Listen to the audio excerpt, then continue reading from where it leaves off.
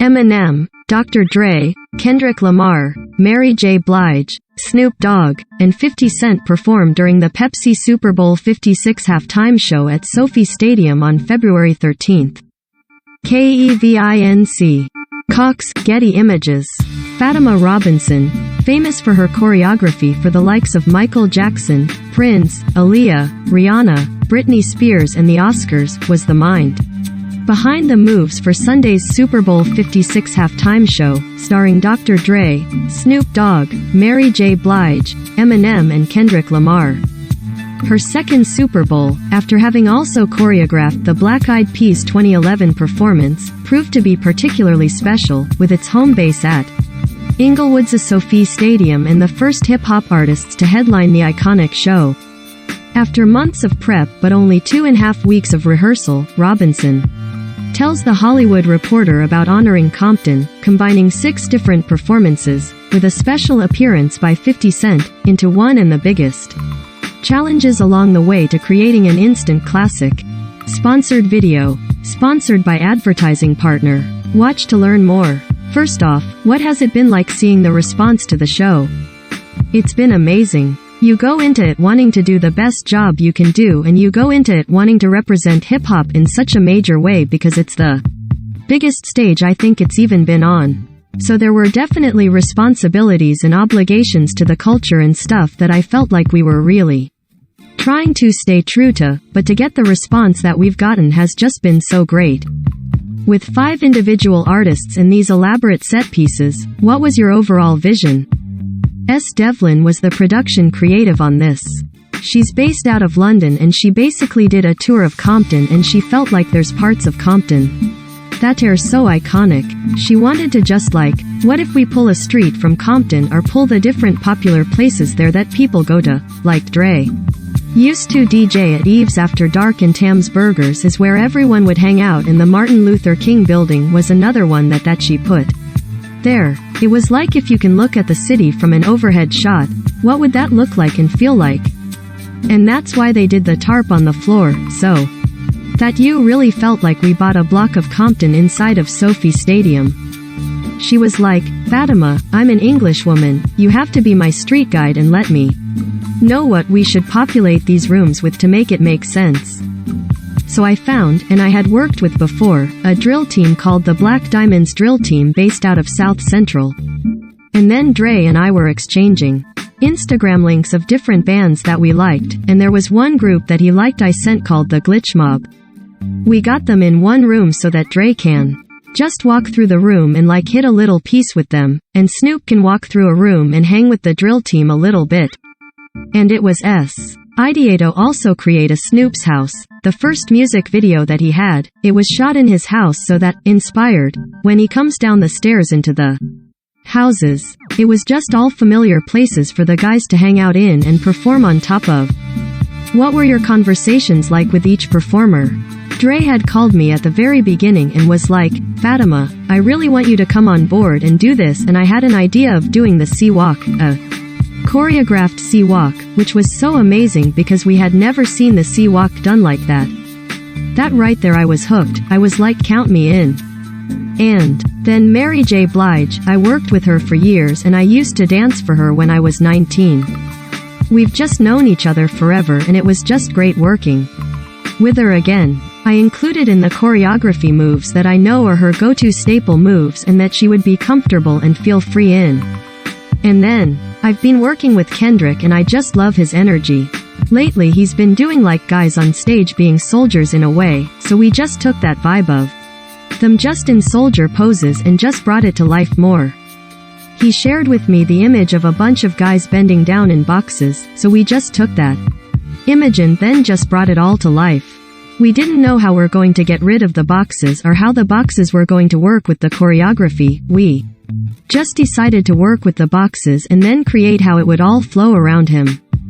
I'm just so happy the way his performance came out. It came out so naturally, but also he's just such a powerful performer that it just really felt like everything aligned in his performance.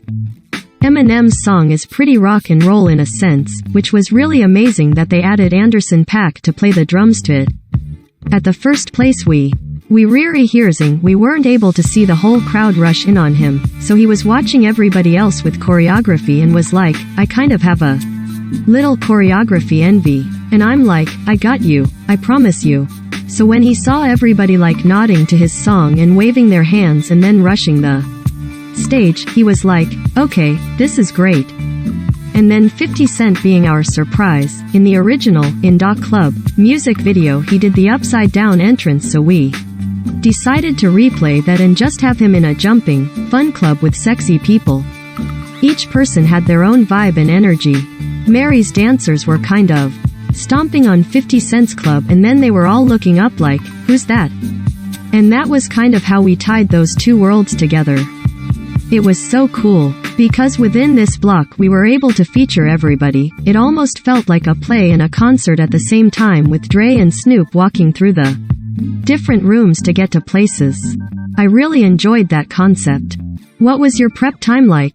There's a lot of prep time when it comes to just talking about the stage and going through edits of the music and just even the selection of songs. Each one has such a catalog. It's like, what songs do we do?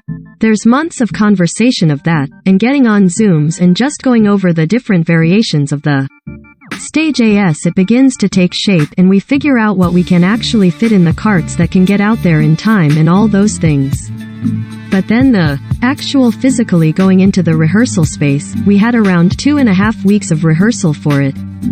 Wow, that's really not much. No, especially because when we get to the stadium we don't have many times to run it through. You get maybe 3 in a day. You really have to be on point of what you want to change and fix and all of that. Were you able to rehearse on those huge sets? The first week of rehearsal was just in the dance studio and then we set up the stages at Barker Hangar, in Santa Monica. We didn't really have the floor, we only had just the big street pieces, so we were able to go to the rooftops and figure out the stairs and the timing of that. Luckily we had 5 stand-ins to be our artists so that I can move the stand-ins around and time it so my music director on the spot can create more time if they needed to get up to the stairs or to the roof. We were able to just map it all out with stand-ins, and then when Dre and the crew gets there, we show them with the stand-ins so they can understand it and see it. At one point, I put them all on a forklift and raised them all up so they can really get to understand the scope and scale of it, instead of on the floor looking up at it. How did the set pieces and the Compton Floor Map play into what you wanted to do and allow you to work off of those visual elements? It was actually really difficult to work with the mapping of Compton because they had these lights in it they called nodes. It was a very complicated piece of tarp to lay out, and if you broke one of the nodes, it's like Christmas lights, you break one and like 100 go out. And so all the dancers, we had to really stage around them and make sure that they didn't break them. That first day was really tough. They were able to actually reinforce some of the pathways where the dancers were doing most of their dancing with carpet so that it had a stronger, stiffer surface for them to dance on. It was a lot of adjusting moves that just didn't work with the tarp because it pulled the tarp up and you would see some of the green grass underneath. A lot of discussions about the tarp, but in the end, it was so worth it. At some points people were talking about, should we lose it? And I was like, no, it's just too amazing. Dre has spoken about the significance of finally having hip-hop represented at the halftime show. What did that mean to you? I think it means a lot for everyone who grew up on hip-hop. I've always stayed true to that. My roots are in hip-hop. I'm a hip-hop choreographer. I started off dancing in the clubs. And so for me, it was so great to see. The music is so amazing and fun, and just great to see hip-hop on such a big scale because it just shows that it is part of popular music, and that's okay. Before, hip-hop was such its own genre of music and it still has its underground flavor and vibe, but seeing it here like this with these artists, I think a lot of people were pleasantly surprised and really just enjoyed hearing the music like that. What was it like for you to watch from the crowd? I went into one of the boxes with friends and I watched it as a fan. I wasn't critiquing it, I had a little cocktail in my hand. I just wanted to enjoy it, like everybody else gets to enjoy it.